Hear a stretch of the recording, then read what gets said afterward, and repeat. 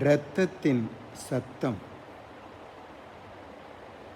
மருத்துவர் ஸ்டெத்தாஸ்கோப் என்னும் கருவியை நமது நெஞ்சின் இதய பகுதியில் வைத்து காதில் கேட்கிறாரே, அது என்ன?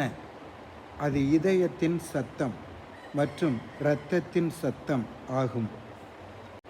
கையின் மணிக்கட்டு பகுதியில் நாடி துடிப்பு என்னும் இதய துடிப்பை அறிந்து நமது இரத்தத்தின் சத்தத்தை அளவிடுவதின் மூலம் சரீர ஆரோக்கிய அளவை கண்டுபிடிக்கிறார்கள்.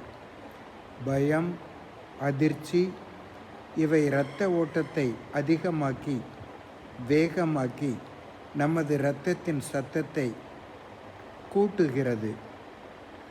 இரத்தத்தின் சத்தம் அது நமது சுகவீனத்தை சொல்கிறது, நமது பலவீனத்தை சொல்கிறது, நமது வியாதியை சொல்கிறது, நமது ஆரோக்கியத்தையும் ஆயுசு நாட்களையும் சொல்கிறது, நம்முடைய பல்வேறு உணர்ச்சிகளையும் சொல்கிறது.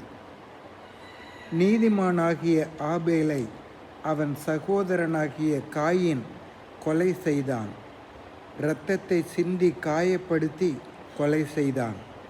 கர்த்தர் காயினை கேட்டபோது அவன் கொலை செய்ததை மறைத்து பொய் சொன்னான். கர்த்தர் சொன்னார், உன் சகோதரனுடைய இரத்தத்தின் சத்தம் பூமியிலிருந்து என்னை நோக்கி கூப்பிடுகிறது என்று. ஆதியாகமம் 4ஆம் அதிகாரம் 9வது 10வது வசனங்கள். கர்த்தர் காயினை நோக்கி, உன் சகோதரனாகிய ஆபேல் எங்கே என்றார். அதற்கு அவன், நான் அறியேன், என் சகோதரனுக்கு நான் காவலாளியோ என்றான்.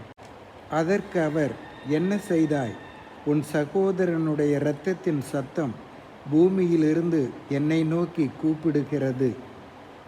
நமக்கு அதிர்ச்சி ஏற்படும்போது, பயம் ஏற்படும்போது, இக்கட்டான சூழ்நிலையில் பணமில்லாமல் தவிக்கும்போது, உணவில்லாமல் தவிக்கும்போது, நமது அன்புக்குரியவர்களுக்கு உதவி செய்ய முடியாமல் வேதனைப்படும்போது, பிறர் நம்மை அவமானப்படுத்தும்போது, நாம் ஏமாற்றப்படும்போது, பெண்களுக்கு பிறரால் தொந்தரவு ஏற்படும்போது, நமது நியாயம் எடுபடாமல் நமக்கு அநியாயம் இழைக்கப்படும்போது போன்ற பல நேரங்களில் நமது இரத்தம் சத்தமிடுகிறது, இயேசுவை நோக்கி கூப்பிடுகிறது, தேவனிடம் பேசுகிறது.